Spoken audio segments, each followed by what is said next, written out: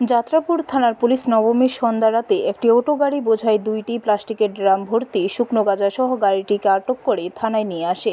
বৃহস্পতিবার সকাল 10টায় যাত্রাপুর থানার ওসি স্মৃতিকান্ত বর্ধন একান্ত সাক্ষাতে জানান যে থানার সাব ইন্সপেক্টর অমর কিশোর দেববর্মা ও এএসআই দেবনাথ সহ অন্যান্য পুলিশ অফিসার কাঠালিয়া বাণিজ্যিক এলাকায় টহলদারি ছিল নবমী সন্ধ্যায়।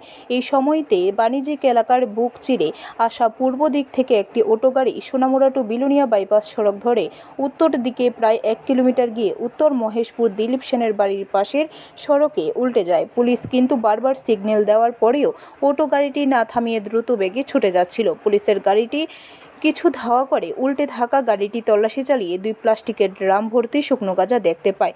অথচ অটো গাড়িটি উল্টে যাওয়ার সাথে সাথে চালক পালিয়ে যায়। অটো গাড়িটির নম্বর TR07A3429। ওসি জানিয়েছেন গাড়ি চালকের সন্ধান চলছে। রিপিট।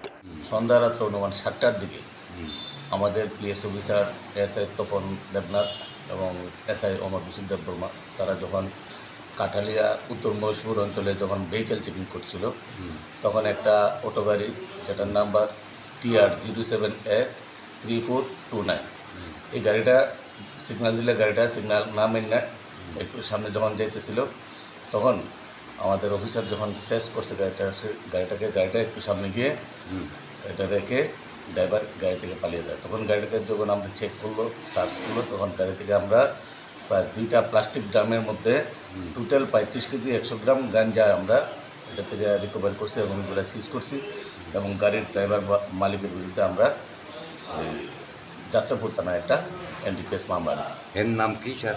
গাড়ি ড্রাইভারের নামটা এখনও এস্টাবলিশড হয়নি। ব্যুরো রিপোর্ট, খবর ত্রিপুরা।